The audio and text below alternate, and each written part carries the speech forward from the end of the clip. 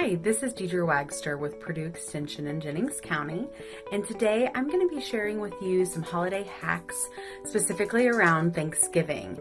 So let's talk turkey.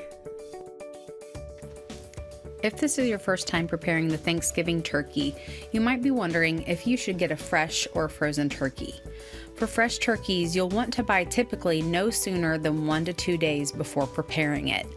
The perk of buying fresh is that no thawing time will need to be considered from a planning perspective. However, you'll need to make sure to consider when you can go to the grocery store to pick one up and if there will be any still available to purchase.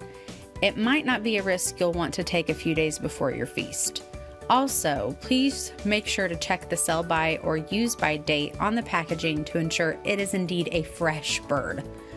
The perk for buying a frozen turkey is that you can buy it weeks ahead until you're ready to thaw and cook.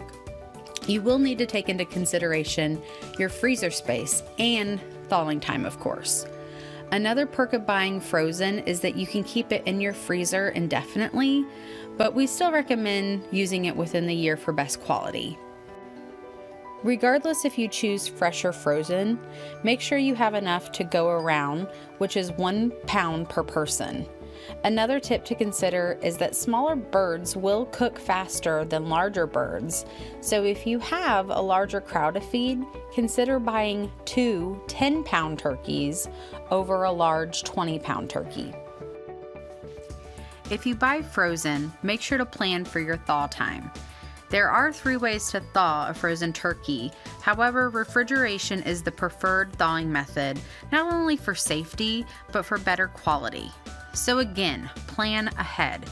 Keep in mind it will take 24 hours for every 4 to 5 pounds of frozen turkey.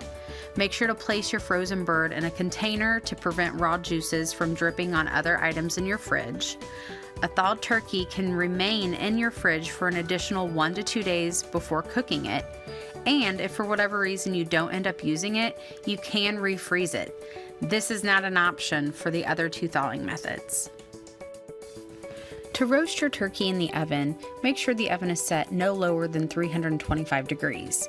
Place the turkey breast side up in a shallow pan, and then some tips for more even cooking is to tuck the wing tips back under the shoulder, add at least a half a cup of water or broth to the bottom of the pan, and then cover or tent with foil for the first 1.5 hours of cooking. It's also recommended to cook your stuffing in a separate dish for better safety. A whole turkey is safe when cooked to a minimum internal temperature of 165 degrees. Make sure to check the temp in 3 different spots, the innermost part of the thigh, and then the wing, and then lastly the thickest part of the breast. A pro tip for better quality is to let your turkey rest for at least 20 minutes before carving. This allows for the juices to resettle into the meat, making it moist and easier to carve. Visit the USDA.gov site for recommended cooking times per pound. Also, don't forget to remove the giblet packages before cooking. Thanksgiving is all about spending time around the table with your friends and family, so enjoy it. Just make sure you get those leftovers into the fridge within 2 hours.